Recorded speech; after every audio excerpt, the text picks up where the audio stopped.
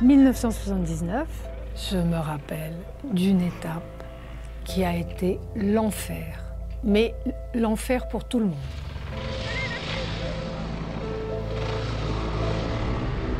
C'était Bamako-Nioro, Bamako-Nioro du Sahel.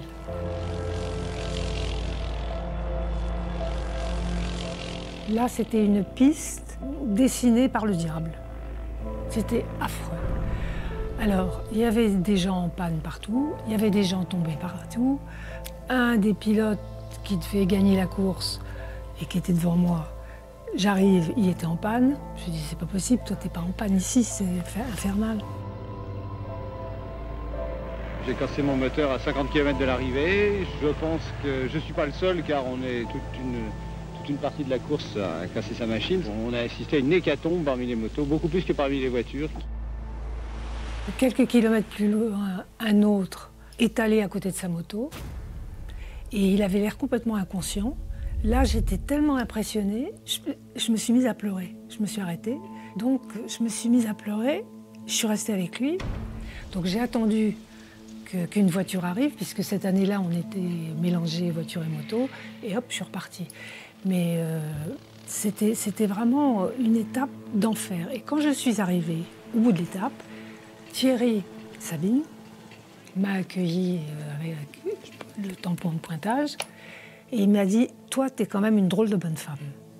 J'avais les doigts crispés sur mon guidon, je ne pouvais pas les défaire, je ne pouvais pas ouvrir les mains. Et donc c'est Thierry qui m'a pris les doigts un par un et qui m'a défait les doigts comme ça. Et à ce moment-là, qu'est-ce qui vous donne la force de continuer? Oh bah, de toute façon, il faut arriver, on est parti, c'est pour arriver, c'est pas pour rester en route. Donc tant que la mécanique tient, il faut que le reste tienne aussi. Ce qui me motivait, et en plus qui me rendait super fière, c'était quand je voyais le matin mon classement, petit à petit, je grappillais, je gagnais des places et je gagnais des places. Il n'y a que 3 mecs qui m'ont remonté, je suis partie 33e ce matin. 33. Ça va la moto? J'ai toujours été aidée tout le temps, et tout le temps. Sauf, j'ai entendu derrière mon dos, à une étape, un garçon grand, fort, qui disait « Moi, tout ce que je demande, c'est être devant cette fille. » Je me suis dit bah, « On place sa fierté où on peut. » Qu'est-ce que vous pensez des gens qui disent que ce n'est pas la place d'une femme, un rallye comme Paris-Dakar? Bah, que comme partout, il y a des gens qui disent n'importe quoi. Mais je vois pas pourquoi ce serait pas la place d'une femme plus que de personne d'autre. Et là, je termine alors. Incroyable pour moi, 11e moto. Mes premières filles à côté de 11e moto, pour moi c'était 11e moto.